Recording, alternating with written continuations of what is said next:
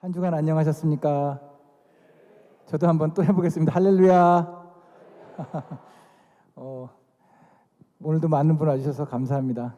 지난주 이어서 오늘도 하나님 문화 회복하는 내용에 대해서 한번 나눠보도록 하겠습니다. 오늘 주제는요, 이상적인 기독 문화 영상 콘텐츠란 어떤 것인가 라는 내용으로 한번 말씀을 나눠볼까 합니다. 마음은 이제 급하고 이게 한 시간에 다룰 수 있는 내용이 아니라서 많은 내용을 갖고 오긴 했는데 어떨지 모르겠습니다. 넘겨주시죠. 사실은 저희가 지난 시간에 알아본 것처럼 사실 1960년대 이전에는 대중 주류 문화가 기독교 문화였다는 것을 우리가 알게 됐고요. 그리고 오늘날의 당면 과제는 오늘날 있는 이 대중문화 속에서 어떻게 영상 콘텐츠 안에 복음적인 가치와 의미를 부여할 것인가 라는 것이 이제 당면 과제라고 할 수 있겠습니다. 또 넘겨주시고요. 그래서 이 세상의 영상 콘텐츠 우리가 아무 생각 없이 보고 있는데 하나님의 능력, 하나님하고는 무관한 것인가? 이제 우리가 한번 생각을 해보면 하나님은 인문학을 만드셨고 또 예술을 만드셨고 철학을 만드셨고 또 영화를 가장 세련되게 만드신 분이다라는 걸 우리가 조금만 생각해 보면 알 수 있거든요.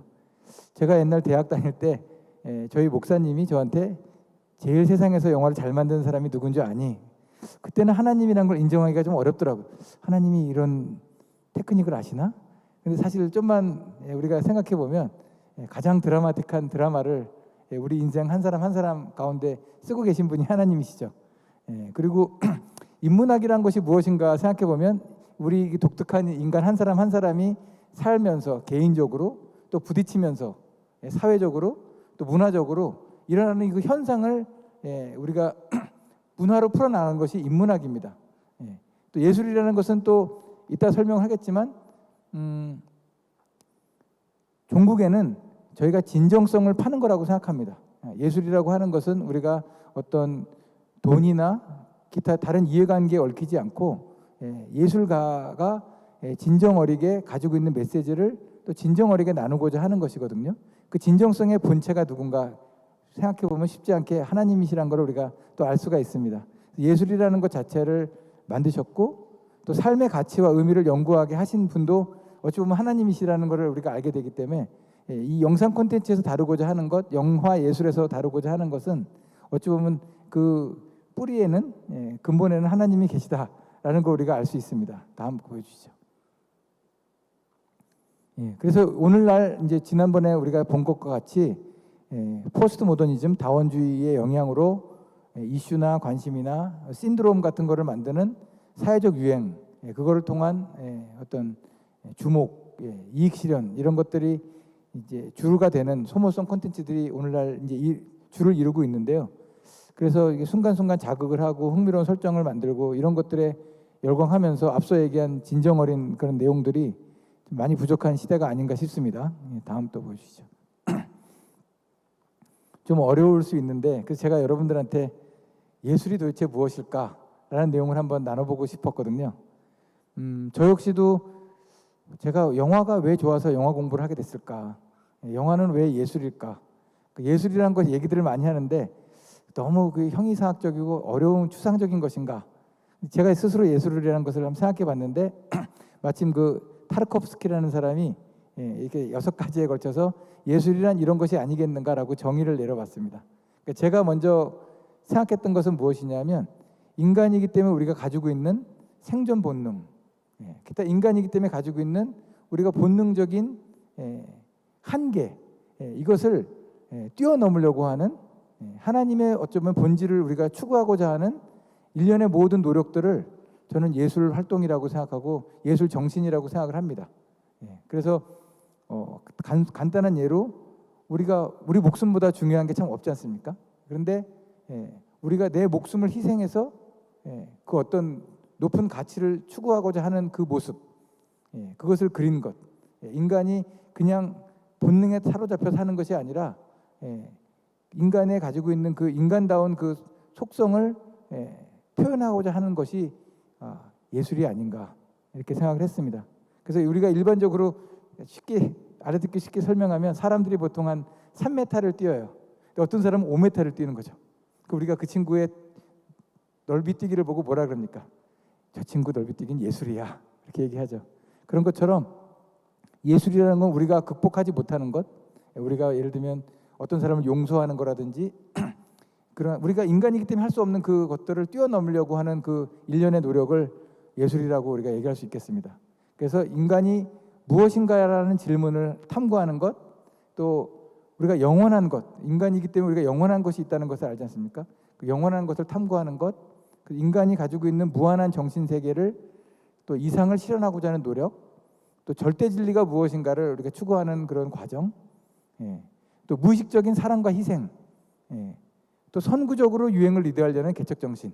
그러니까 AI가 아무리 발달했다고 해도 그 인간이 가지고 있는 그 감정을 토대로 한 여러 현상들을 리드해 나갈 수 있는 컨셉을 잡을 수 있는 것은 인간만이 가능한 일이기 때문에 이 선구적인 유행을 만들려는 개척 정신도 예술론에 포함된다고 생각합니다. 제가 이렇게 예술론을 설명해 드린 것은 이런 예술적인 가치가 담겨 있으면서 그것을 통해서 복음적인 가치를 담을 수 있는 것이 이상적인 기독교 영상 콘텐츠가 아니겠는가, 그런 취지로 먼저 말씀을 드렸고요. 다음 거 보여주시죠.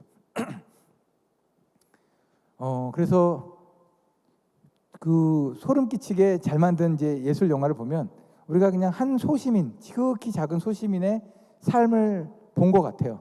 그런데 그 삶이 큰 역사의 수레바퀴의 한순간하고 오버랩이 되는 거예요. 그래서 우리가 그 사람의 삶만 본 것이 아니라 세상의 보편적인 가치와 그 역사적으로 그 겪게 되는 그 상황을 통해서 큰 역사적인 교훈을 같이 담는 그런 영화를 우리가 이상적인 예술 영화라고 할 수가 있겠죠. 여러분들 다 보셨겠지만 배너가 그렇죠. 오늘 제가 준비를 해왔는데요. 배너를 보면 어떻습니까? 이 배너가 노예 생활을 마치고 돌아왔을 때 어머니와 누이가 나병 환자가 됐죠. 그 나병 환자가 된 누이와 어머니를 찾으러 열심히 가는데 정말 행운이게도 누구를 만났냐면 산 위에 사람들이 많이 모이는 것을 목격하게 돼요. 우리가 잘 알고 있는 산상수훈의 광경을 목격하게 되는 거죠. 그렇게 예수님을 알게 되고요. 그다음에 예수님이 이제 이거는 좀 픽션인데 예수님이 십자가를 지고 넘어지셨을 때 물을 줍니다. 예수님께 물을 드려요. 그런 그 역사에 너무너무 큰 한 과정에 이 개인의 소시민의 삶이 오버랩이 되게 감독이 만들죠. 그러면서 자연스럽게 예수님이 어떤 분이란 거를 관객들에게 알리는 거죠. 그와 같은 영화. 그 다음에 굉장히 진중한 문제, 심각한 문제, 우리 삶에 있어서 죽음이라든지 여러 심각할 수밖에 없는 문제를 유쾌하게, 그걸 초월해서 풀어내는 그런 영화. 이런 영화도 이상적인 예술 영화라고 볼 수가 있는데요. 뭐 많은 분들이 보셨겠지만 이제 인생은 아름다워. 어떤 분들은 이 한국 영화를 오해하시는 분들이 계신데 이탈리아 영화입니다. 로베르토 베니니라는 감독이 만든 본인이 주연까지 한 인생은 아름다워. 앞서 또 설명한 것처럼 흥미로운 구조 아래서 감독의 사회에 대한 시선이 고스란히 묻어있는 사회적인 메시지가 묻어있는 영화 역시도 이상적인 예술 영화라고 할 수가 있습니다. 그러니까 저희 우리나라에서 나온 아카데미 영화 상을 받은 기생충, 봉준호 감독 기생충 같은 영화가 이상적인 예술 영화라고 볼 수가 있겠습니다. 한번 넘겨주시죠.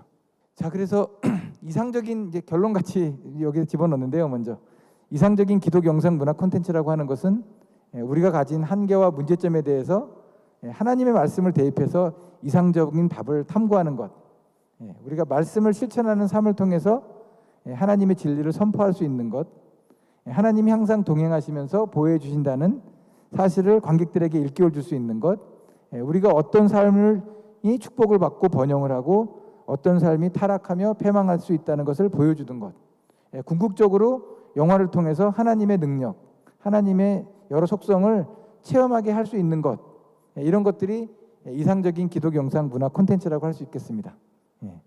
다음 거 보여주시죠. 앞서 얘기한 것처럼 이 예술이라는 거에는 여러 속성이 있지만 앞서가는 전위적인 성격을 가지고 있는 그 속성이 되게 중요하다고 하는데요. 제가 이 글씨가 안 보여서 자, 그래서 칸딘스키라는 이제 화가 겸 이제 철학자가 피라미드가 있는데 저 꼭대기에는 우리가 아무도 알 수 없는 고독한 정점에 우리가 이해할 수 없는 생각을 하고 있는 예술가가 있고요. 중간에는 지식인들이 있고 맨 밑에는 이제 대중들이 있다고 합니다. 그래서 이 예술가가 생각하고는 이 생각이 내일이는 저 지식인들의 어떤 그런 관심사가 되고요. 모레는 대중들의 취미를 지배하게 될 것이라고 합니다. 그러니까 앞서가는 정신을 가진 그 예술가의 어떤 그런 전위적인 태도가 결국은 세상 사람들의 취미를 인도한다는 거죠. 그래서 그만큼 대중 예술에 있어서 예술가가 가져야 할 그 역할이 굉장히 크다고 할 수 있겠습니다. 그래서 예술가는 시대가 가지고 있는 일반적인 통념하고 딱 잘라서 절연을 해서 내적 필연성을 가지고 다음 시대를 창조하는 역할을 해야 되는 거예요. 우리가 과학도 발달되고 여러 많은 그런 기술이 발달됐다고 하더라도 사실 우리 삶을 지배하는 것은 문화입니다. 문화가 어떻게 우리를 인도하느냐에 따라서 우리의 삶의 방향이 정해진다고 생각하고요. 그런 취지에서는 이 문화 예술을 선도하는 사람의 이 통념과 절연한 선구적인 생각, 이것이 굉장히 중요하다고 볼 수가 있겠습니다. 다음 거 보시죠. 같은 내용, 그 내용을 오늘의 선구적인 감성이 내일은 지식인의 관심사가 되고 모레는 대중의 취미가 된다. 그런 내용이었고요. 자, 다음 거 보여주시죠. 자, 오늘 그래서 제가 뭐 여러 개를 다 보여드릴 수는 없고 해서 코엔 브라더스라고 하는 감독을 제가 소개를 해드리려고 합니다. 이 형제예요. 두 사람이 형제인데 한 사람은 프린스턴 대학의 철학과를 나오고 한 사람은 NYU에서 영화 공부를 했어요. 그러니까 두 분 다 뉴요커예요. 굉장히 냉소적이고 대도시적인 감성을 갖고 계신 분들인데 이분들이 그 할아버지가 어렸을 때부터 유대 형식주의자였어요. 그래서 유대교는 여러분들이 아시다시피 일요일 날 엘리베이터도 안 타고 음식도 안 만들고 일을 일체 안 하죠. 형식주의자인 거죠.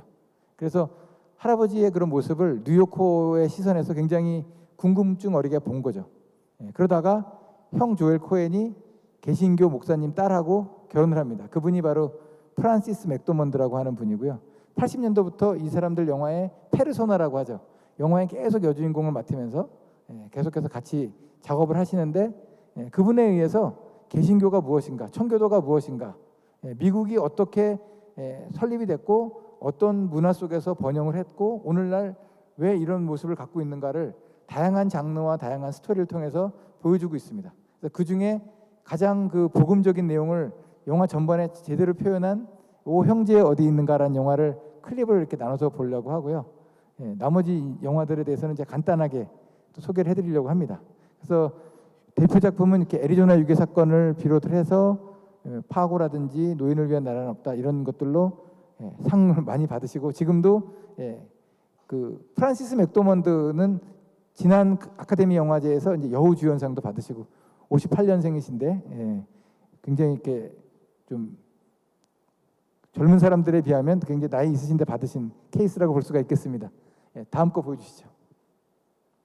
그래서 제가 보면서도 굉장히 아닐 텐데 이런 생각을 많이 하면서 쭉 영화를 지켜봤는데 왜냐하면 이분들은 기독교적인 그런 색채를 드러내지 않는 분들인데 영화를 보고 나면 그 안에 이런 것들이 담겨져 있는 걸 알게 되거든요.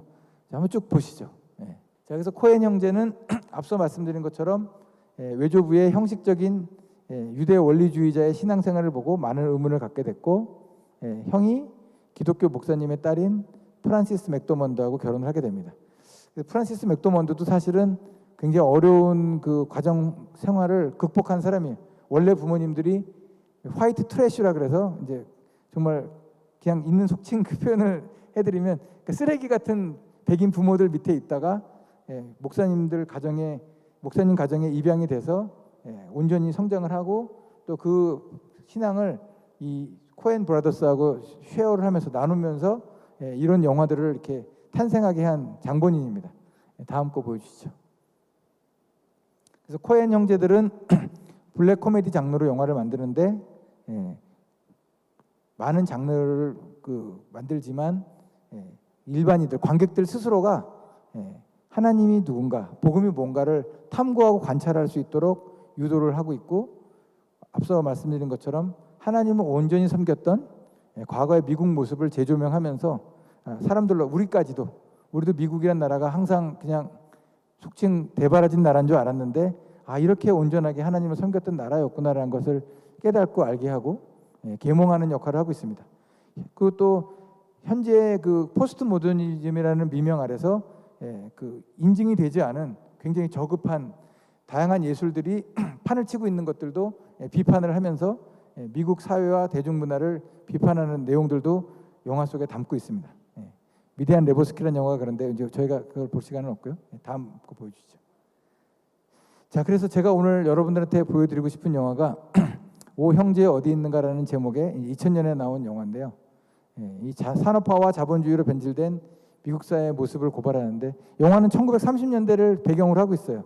여기서 말하는 형제는 청교도들이 메이플라워를 타고 넘어올 때 서로 의지를 하고 하나님의 말씀 가운데 서로를 형제자매라고 부르던 그 시대에 그 서로 의지하던 그 이웃들이 다 어디에 갔는가, 미국의 힘이었던 그 청교도 정신은 다 어디 갔는가, 이제 그런 내용들을 다루는 내용이지만 역시 마찬가지로 영화는 굉장히 좀 코믹스러운 영화입니다. 보여주시죠. 다음 거. 자, 그래서 영화를 제가 이렇게 잘라서 어떤 속성을 갖고 있는지 제가 한번 설명을 해드리려고 합니다. 그래서 이 영화를 보면 먼저 이 영화에 나오는 주인공 3명은 조지 클루니가 나오는데요. 주인공 3명은 죄인이에요. 그래서 마치 이 죄인들이 다 사기를 치고 감옥에 이제 수감이 돼서 노동을 하고 있는데 이 조지 클루니가 탈옥을 하자고 합니다. 사실은 조지 클루니는 산에 보물이 있다고 거짓말을 했는데 사실은 자기 딸과 부인을 되찾으려고 거짓말을 친구들한테 한 거고, 같이 가자고 한 거는 셋이 같이 묶여 있어요. 셋이 쇠사슬로 발이 묶여 있기 때문에 할 수 없이 이제 탈출하자고 합니다. 그래서 이 사람들이 재밌는 것은 자기들은 결백하고 억울하다고 하고 자기들은 무죄라고 얘기를 해요. 그러니까 우리도 이제 흔히 통해서 들어보면 감옥에 있는 사람 치고 자기가 죄 있다고 얘기하는 사람이 없다고 하죠. 저희 역시도 그렇죠. 저희 역시도 누가 물어보면 내가 죄인이다, 내 잘못이다 하는 사람이 없죠. 그래서 먼저 이 영화의 주인공들을 죄인의 신분으로 했습니다. 그래서 굉장히 쓴웃음을 짓게 만드는 거예요. 우리 스스로의 모습을 돌아보게 만드는 이제 장면이라고 볼 수가 있는데요. 이 3사람이 이렇게 탈옥을 했는데 얼마 못 가서 이제 붙잡힐 공경에 처하게 됩니다. 사냥개들도 쫓아오고 그 철길을 한복판에서 이제 희망이 없게 되고 이제 잡힐 그 절망적인 순간에 보시면 알겠지만 이 기차 한 칸을 웬 흑인 노인이 이렇게 시소처럼 끌고 옵니다. 근데 그분은 눈이 멀었어요. 그래서 이 3사람이 그 기차에 올라타면서 그 기차칸에 올라타면서 자기들의 복장과 쇠사슬 때문에 되게 경계의 눈을 취합니다. 왜냐하면 죄수를 도와줄 사람은 없으니까. 근데 이 사람이 눈이 멀었어요. 하나님의 모습이라고 저는 이렇게 이 장면을 통해서 생각을 했거든요. 우리가 진 죄를 눈 감아 주시고 개의치 않아 주시는. 그래서 그 노인이 열심히 일을 하시면서 이 3사람들을 어떤 그 절대절명의 위기에서 구출해 주세요. 그러면서 본인을 얘기하기를 나는 누구 밑에서도 일하는 자가 아니 스스로 있는 자다라고 소개를 하면서 너희들이 구원을 얻게 될 것이고 너희들이 보물을 받게 될 것인데 너희들이 구하는 게 아니다라고 얘기해요. 저희가 하나님한테 구할 때 우리는 물질 만능적인 어떤 그런 것들을 구할 때 하나님은 더 좋은 걸 주시는 거죠. 그래서 그 예언도 해요. 이제 나중에 그 클라이막스에 홍수가 나서 그 지붕 위에 소가 있을 것이고 막 이런 예언을 하는데 이 사람들은 다 무관심하죠. 하나님이 그렇게 이 사람들에게 예언을 해주시는데 이 장면도 제가 되게 이렇게 인상 깊은 장면인데요. 이 죄인들이 이렇게 탈출을 해서 그 산으로 가는 와중에 어떤 일행들을 만나요. 저는 처음에 기독교를 믿는 저 역시도 그 일행이 굉장히 생경했어요. 근데 그 모습들이 바로 미국의 평범한 기독교인들이 세례를 받는 장면이에요. 그런 모습을 통해서 과거의 미국이 어떤 모습이었는지를 보여주는 거죠. 그 평화로운 교인 일행들을 만나서 얼떨결에 이 사람들이 세례를 받아요. 그 죄가 없다고 주장했던 친구들이 나는 사실 죄가 있다고 하면서 그 세례를 받게 됩니다. 근데 주인공인 조지 클루니는 세상의 가장 어리석은 짓이다라고 얘기를 하면서 그것을 거부하죠. 그런데 이 죄사함을 받은 것과 구원을 받은 거의 기쁨도 잠시고 또 이 사람들은 너무나 쉽게 유혹에 빠져서 그 내과에 있는 정체불명의 여성들에게 술을 받아 먹고 다 취해 넘어져 갖고 잡혀가면 한 사람은 다시 잡혀가서 죄수가 되고, 그래서 이 내용들을 보면 우리가 예배의 감격으로 우리 회복을 받고 쉽게 죄에 굴복하고 다시 또 죄에 넘지 못하는 우리의 나약한 모습을 보여준 것은 아닌가. 자, 이 장면을 뮤지컬 시퀀스로 또 표현을 했어요. 사실은 알 수 없는 그 정체불명의 여성들도 등장을 하지만 그런 속성을 다룬 내용이라고 볼 수 있겠습니다. 자, 그런데 이 사람들이 참 재미있는 거는 다 잡혀요. 잡혀서 이제 교수형을 당하게 됩니다. 교수형을 당하게 되는데 놀랍게도 계속 하나님을 부정했던 조지 클루니가 무릎을 꿇습니다. 무릎을 꿇고 기도를 하기 시작해요. 하나님, 한 번만 기회를 주시면 제 딸들과 아내를 한 번만 볼 수 있게 해주시면 제가 말씀 잘 듣고 살겠습니다. 그렇게 기도를 하는 거죠. 그런데 그 기도를 하고 있는데 우연인지 기적인지 댐이 폭파가 되고 이 사람들이 기도하고 꿇은 무릎 아래로 물이 쭉 흐르면서 이 사람들이 물에 휩쓸려 가면서 구원을 얻게 돼요. 그 내용. 그런데 그 물에 휩쓸리면서 아이러니컬하게 이 블랙 코미디로 어떤 게 보이냐면 이생의 자랑이 나와요. 그러니까 옛날에 브루스 올마이티 이런 영화 보시면 그 사람들이 살아서 되게 사랑했던, 집착했던 뭐 자동차나 이런 것들이 물에 쫙 쓸려가는 게 나오거든요. 브루스 올마이티란 짐 캐리 나온 영화 보면 여기도 이제 물이 이 사람들을 휩쓸면 사실 죽는데 이게 블랙 코미디니까 이 사람들이 물에 휩쓸리면서 그들로부터 탈출을 하게 되는데 이 조지 클루니가 영화 내내 머리를 너무 좋아해요. 머리를 너무 아껴서 자고 일어나면 머리를 만지고 꼭 자기가 쓰는 머리 기름이 있어요. 이게 이생의 자랑을 이제 상징하는 거죠. 그래서 그 머리 기름 그 통이 구두약 같은 통이 이렇게 카메라 앞으로 이렇게 슬로우 모션으로 지나가는 장면이 나오거든요. 근데 이 사람이 그렇게 기도를 하고 구원을 받았어요. 그리고 어떻게 나오냐, 자기들 묻으려고 갖고 있던 그 관운을 붙들고 이 사람들이 물속에 살아났는데 조지 클루니가 살아남자마자 하는 말이 있어요. 난 이 모든 것을 설명할 수 있어. 과학적으로 설명할 수 있어. 하나님은 없고 이 모든 것들을 나는 설명할 수 있다라고 금방 배신을 하는 거예요. 어찌 보면 이제 여러분은 이제 동의할 수 없을지 모르지만 우리의 모습인 거예요. 우리가 정말 어려울 때 하나님을 정말 찾아갔다가 우리가 다시 일상의 평온한 어떤 모습으로 돌아왔을 때 하나님 배신하지는 않지만 또 우리가 또 그 모든 것들이 세상으로 왔다고 또 생각하는 우리 그런 생각들을 표현하고 있는 건 아닌가, 제가 그렇게 생각을 해봤습니다. 그럼 이제 얘기를 마저 하면 그리고 그 일행이 드디어 이제 부인이랑 딸을 찾아갖고 이렇게 쭉 걸어가는데 오늘도 일하고 계신 하나님을 이제 그 막내딸이 발견하는 내용입니다. 우리와 함께 일해 주시고 계신다는 것, 우리는 항상 하나님을 부인해도 하나님은 은혜를 베푸시는 것, 그런 내용들을 담고 있는 게 아닌가 싶습니다. 그래서 뭐 표면적으로 드러내는 사상이나 이념을 강요하기보다는 관객 스스로 관찰을 하고 판단을 하고 무의식적으로 공감대를 이끌게 만들고요. 하나님은 일상 속의 반려자로 존재하신다는 것을 깨닫게 해주고 또 잃어버린 이웃을 사랑하고 그것을 통해서 서로에 대한 신뢰와 믿음을 회복해야 된다. 이런 내용들을 다루고 있는 영화입니다. 다음 거 보여주시죠.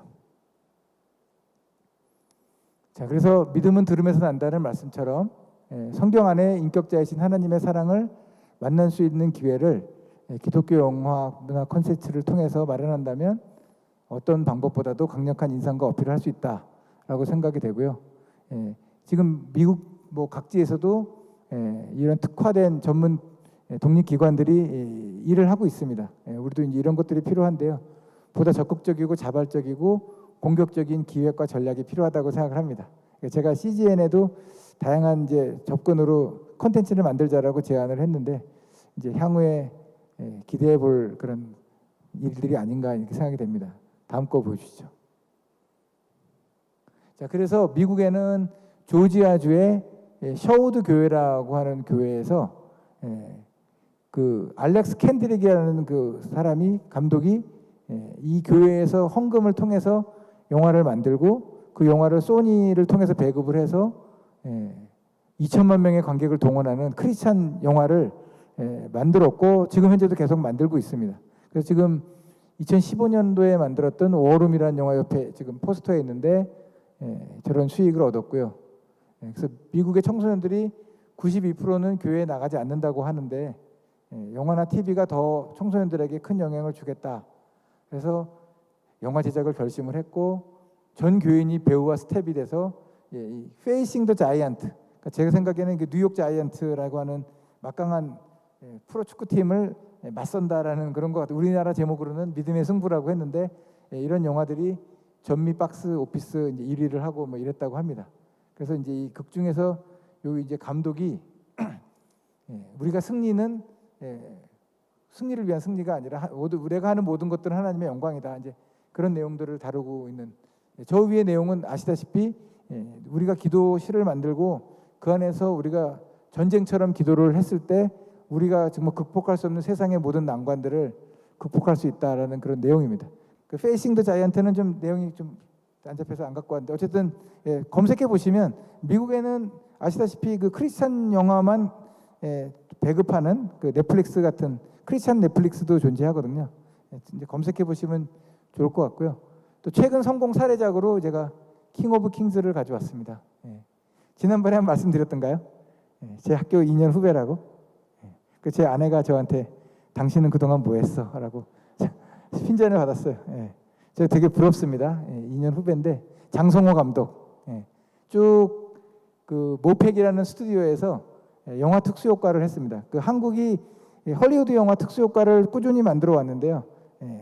퀄리티는 80%, 제작비는 3분의 1. 그래서 헐리우드에서 굉장히 많이 사랑받는 그런 스튜디오였어요. 그래서 미국에 우리가 많이 봤던 그런 메이저급 그 마블 코믹스 영화 같은데 이제 특수 효과를 쭉 만들다가 저도 모르는 사이에 이렇게 멋있는 작품을 만들 줄 몰랐습니다. 그래서 장성호 감독이 만든 킹 오브 킹즈가 최근의 성공 사례작이라고 생각이 되고요. 아시다시피 미국의 3,200개의 개봉관에서 개봉을 했고 그것은 신앙 애니메이션 장르에선 역대 최고 오프닝으로 이제 보도가 됐다고 합니다. 그래서 이 많은 그 유명 그 셀러브리티들이 또 이 성우로 참여를 했더라고요. 미국에서 그런 내용들도 한번 보도록 하죠. 어떤 곳에서는 좀 복음적이지 않다라는 뭐 그런 얘기도 일각에서 있었다고 하는데요. 저 개인이 영화 전체를 본 바로는 저는 뭐 그런 거 못 본 것 같긴 하거든요. 저 개인적으로는 복음을 굉장히 요약을 해서 하나님의 사랑과 구속 사역을 잘 표현했다고 생각을 합니다. 그래서 이 켄드릭 감독 앞서 보여드렸던 감독이 우리가 겨자씨 같은 믿음이 있다면 우리가 볼 때는 작은 씨앗이라도 주님은 작은 씨앗으로 숲을 덮는 비전을 보고 계실지도 모른다라고 이제 이 사람이 얘기를 했다고 하더라고요. 저걸 보면서 저도 옛날에 2000년대 초에 한 영화 감독 생각이 납니다. 그 돌아가셨는데 조은영이라는 분인데요. 그 우리나라 최초로 칸느 영화제 경쟁 부분에서 상을 받으셨어요. 스케이트라는 단편 영화로. 그래서 굉장히 주목을 많이 받으셨는데 그분이 막 엄청난 비전을 품으셨어요. 사랑의 교회 다니셨던 분인데 엄청난 비전을 품으셨는데 일본의 그 로케이션을 보러 갔다가 발을 헛디뎌 갖고 돌아가셨어요. 너무 허무하죠. 근데 이제 그 팔복을 다룬 그 유명한 책이 있는데 제가 책 제목을 우리가 그 마음속으로 음욕을 품으면 그 사람이 그것을 행한 것과 같이 하나님이 벌하신다고 한 것처럼 우리 안에 그와 같은 일을 하겠다고 마음을 먹으면 그 사람은 그 일을 한 것과 같이 하나님께서 상을 주신다고 하셨거든요. 그래서 우리가 어떤 비전을 품느냐에 따라서 저는 그분도 비록 실천을 하지 못했지만 그 비전을 갖고 하나님 부르심을 받았는데 우리가 작은 씨앗의 어떤 비전을 품는다는 것은 우리에게는 굉장히 미약해 보일지 몰라도 하나님의 시선에는 숲을 덮고 있는 그 모습을 하나님이 또 기쁘게 보시지 않을까 이런 생각을 하게 됐고요. 장성호 감독은 무슨 생각으로 만들었나 제가 또 검색을 해봤더니 자기가 좋아하는 구절은 진리를 알지니 진리가 너희를 자유롭게 하리라 라는 요한 복음 말씀이라고 하고요. 본인이 예수님의 이야기를 다루는 장편 애니메이션이 하나도 없다는 것을 알고 너무 놀랐다고 하고요. 그래서 교회 다니지 않는 사람들에게도 예수의 얘기를 알게 하기를 원한다. 뭐 이렇게 또 위대한 일을 했습니다. 얘기 들어보면 역시 모든 작업을 하는 데는 불가능한 일들이 참 많았는데 역시 하나님의 도우심 가운데 또 이런 작품을 만들어낸 게 아닌가 생각이 되고요. 또 좀 저 각박해가는 요즘 세상에 미국 개봉관 3,000개 이상을 또 우리 최근까지 우리나라 개봉관에서도 꽤 오랫동안 개봉관에서 상영을 한 영화이니만큼 굉장히 좋은 사례가 아닌가 그렇게 생각이 됩니다. 다음 보시죠. 그래서 말씀을 마지막으로 갖고 왔는데요.